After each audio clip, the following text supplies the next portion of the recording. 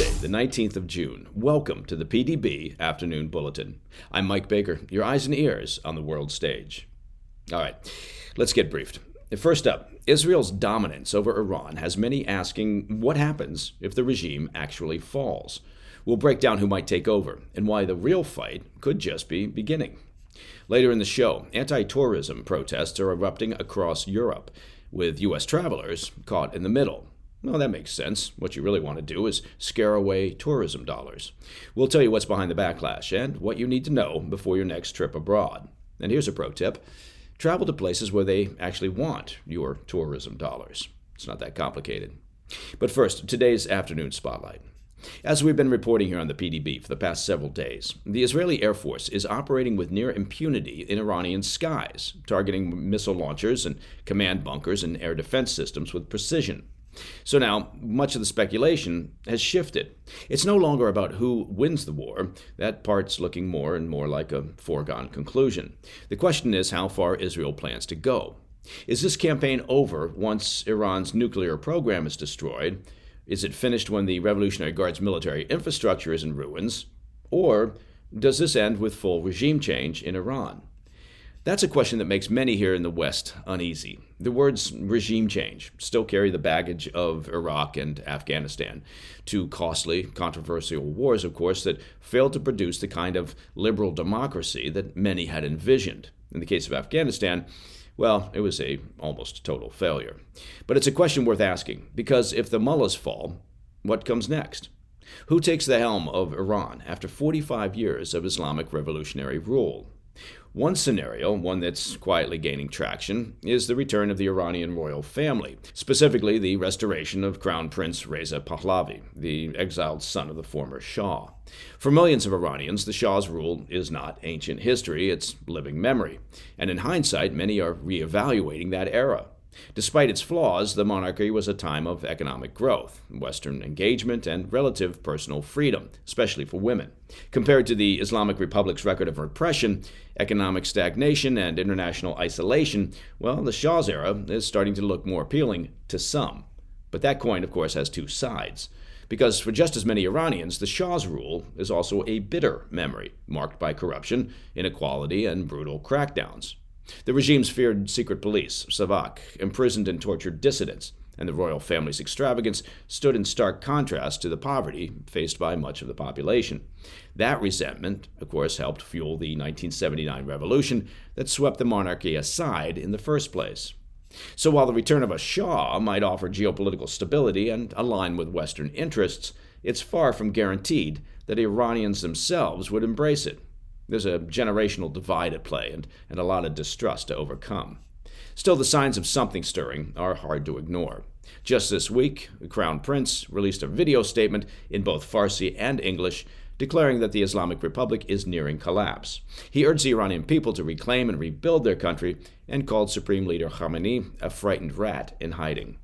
If the monarchy were restored, it would likely mean a sharp turn away from Iran's revolutionary foreign policy. Tehran's support for proxies like Hezbollah and the Houthis and militias in Iraq and Syria would almost certainly dry up. A secular pro-Western government could stabilize oil markets, re-engage with the global economy, and possibly realign the Middle East overnight. Now, that all sounds great in theory, but, well, there's a major roadblock, and it's not just the mullahs. It's the Islamic Revolutionary Guard Corps, the IRGC, and they're the real power behind the regime. For all the focus on the clerics, it's the IRGC that holds the keys to the kingdom. They're not just a military force, they're a sprawling empire. They control huge chunks of the Iranian economy, from oil and construction to banking and telecommunications.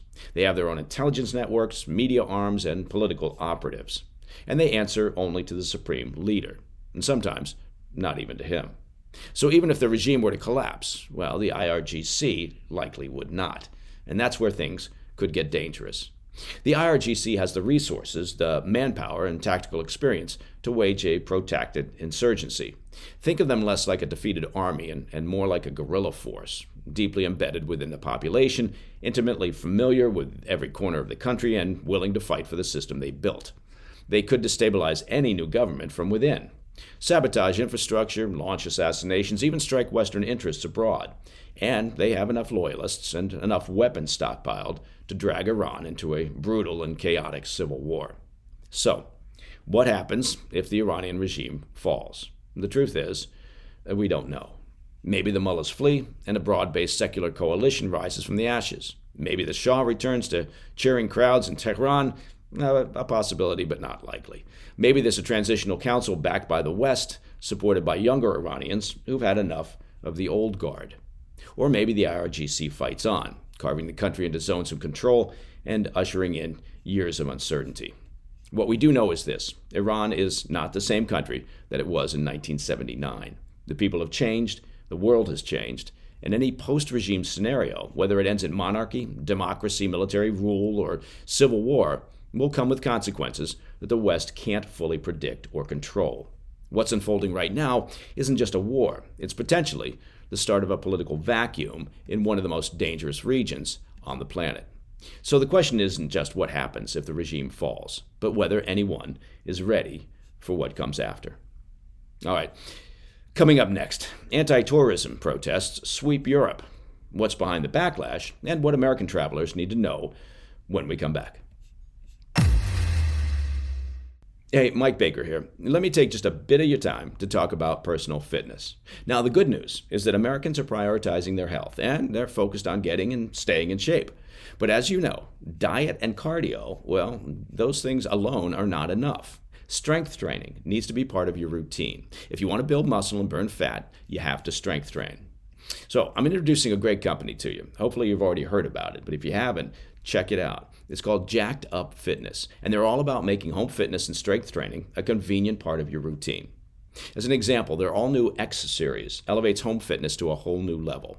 Their Power Rack Pro X functional trainer lets you do hundreds of exercises from the comfort of your own home. Basically, anything you can do at the gym, you can now do at home with the Power Rack Pro. It features a completely upgraded cable crossover system with articulating pulley arms, right? Giving you unlimited width combinations to hit every muscle group. And if you're new to strength training, don't worry about it. They offer a free Get Jacked Up program that has full-body video workouts. All you got to do is press play and follow along. Look, take control of your fitness. Go to getjackedup.com and sign up for their free training program. And when you're ready to purchase your own Power Rack Pro X, use my promo code BAKER to save 10% at checkout. That's getjackedup.com. Hey, Mike Baker here. Now look, when it comes to feeding your family, you obviously want to give them the best, right? No shortcuts. You look for the best, the freshest, the most wholesome. And when you're talking about beef, well, the place to turn, frankly, is Tri-Tails Beef. Tri-Tails is a fifth-generation Texas ranch, raising pasture-raised, grain-finished black Angus cattle. There's no middlemen. It's not mystery meat. There's no big corporation behind it. It's just a family-run operation delivering great beef directly from their ranch to your doorstep.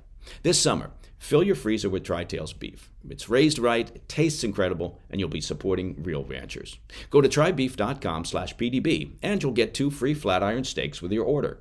Because you want the best for your family, it's got to be Tri-Tails. Welcome back to the Afternoon Bulletin. Across Europe, anti-tourism protests are gaining steam, and American travelers headed abroad this summer should take notice. Over the weekend, demonstrations broke out across popular tourist hotspots, including Barcelona, Valencia, San Sebastian, and the Balearic Islands in Spain, as well as Lisbon, Milan, and Venice. Protesters carried signs reading "Lisbon against touristification" and used water guns on tourists in Palma de Mallorca to dramatize their frustration with over-tourism. The Louvre in Paris also shut down for hours after workers staged a walkout, protesting overcrowding and staffing shortages. Apparently, they failed to make the connection between tourist admissions fees and their salaries. So, you ask yourself, what's driving this backlash? Locals across Europe say their cities are being overwhelmed by mass tourism. Short-term rental platforms like Airbnb have driven up housing prices, pushing residents out of their own neighborhoods. Small businesses are being replaced by global chains that cater to tourists, and infrastructure is buckling under the strains of millions of seasonal visitors.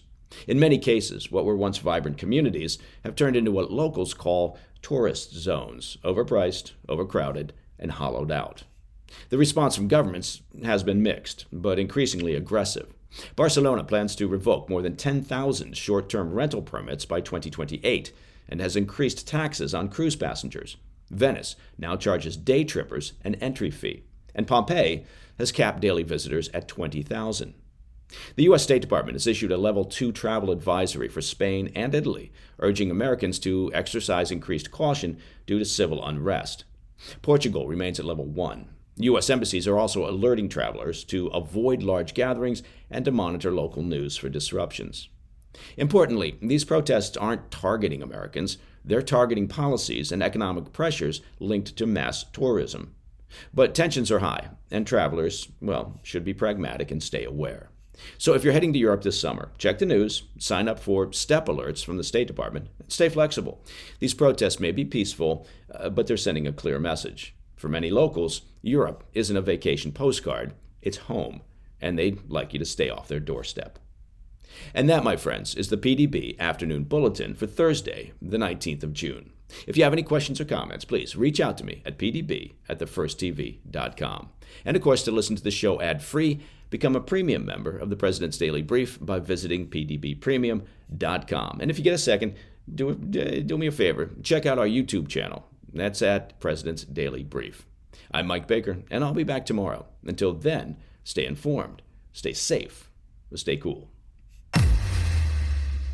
Hey, Mike Baker here. Now, if there's something all of us can believe in, it's hard work, self-reliance, and showing up for the people who count on us, right? And a key factor in doing all that is, of course, getting enough rest, getting a good night's sleep. Introducing Beam's Dream Powder, right? Beam, spelled B-E-A-M, is proudly founded in America, and it's run by people who share our values: hard work, integrity, and delivering results. It's a nighttime blend packed with science-backed ingredients shown to improve sleep so you can wake up refreshed. Dream is made with a powerful blend of ingredients: reishi, magnesium, L-theanine, apigenin, and melatonin. And here's the deal. Beam is giving my listeners at the PDB the ultimate Patriot discount of up to 40% off. Try their best-selling Dream Powder and get up to 40% off for a limited time. Just go to shopbeam.com/Mike and use code Mike at checkout. That's shopbeam.com/Mike and use code Mike for up to 40% off. Sleep better, wake up stronger, and show up ready for your family, your work, and your country. Because when you're well rested, well, you're unstoppable. Hey, thanks for tuning in. If you enjoyed this video, don't forget to hit that like button and leave a comment, a really positive, nice, and kind comment. That would be appreciated. And if you're not already subscribed to our channel, make sure to subscribe and turn on notifications so you don't miss any of our daily updates.